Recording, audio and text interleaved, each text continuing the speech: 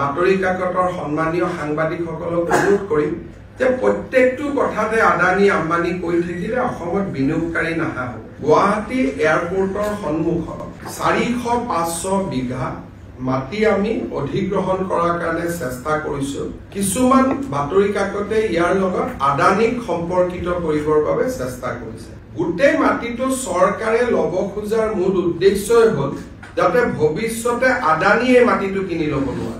যদি আমি মাটিটো হাতত নাৰাখো, এয়াৰপোৰ্টৰ সন্মুখৰ মাটি কেতিয়াবা আদানীয়ে কিনি ল'ব পাৰে আৰু বহুত ব্যৱসায়ীয়ে সেই মাটিটো কিনি ইতিমধ্যে গুৱাহাটীৰ ইনভেষ্টৰে মেইন মাটিখিনি কিনি ৰাখি থৈ দিছে। মই নামবিলাক ক'ব খোজা নাই, যেনেকে দুই এটা নাম ব্যক্তিগতভাৱে আপোনালোকক ক'ব পাৰিম। গতিকে ইনভেষ্টৰে বিনিয়োগ কৰা মাটিখিনিহে আমি কিনিম আৰু তাত আমি কোনো লোকেল মানুহক এভিকশ্যন কৰাৰ কথাই নাহে।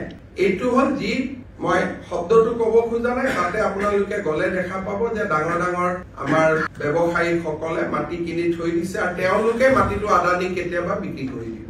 আমি মাটিখিনি থলুৱা মানুহৰ কাৰণে ৰাখিব খুজিছো আৰু তাতে আমি 3টা স্পেচিফিক প্ৰজেক্ট কৰিব খুজিছো।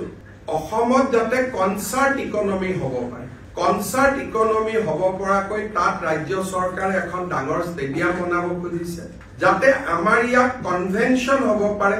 ভাৰত মণ্ডপৰ দৰে এটা কনভেনশ্যন চেণ্টাৰ কৰিব খুজিছে আৰু মই এনে শব্দটো কৈছো বুজি পাবৰ কাৰণে, কিন্তু ইমান ডাঙৰ আমি কেতিয়াও কৰিব নোৱাৰো। ইউনিভাৰ্চেল ষ্টুডিঅ'ৰ দৰে আমি এটা এণ্টাৰটেইনমেণ্ট জোন কৰিব খুজিছো আৰু এইটো it is a state government project. ইয়াত আদানী বা কাৰোবাৰ লগত সম্পৰ্ক নাই।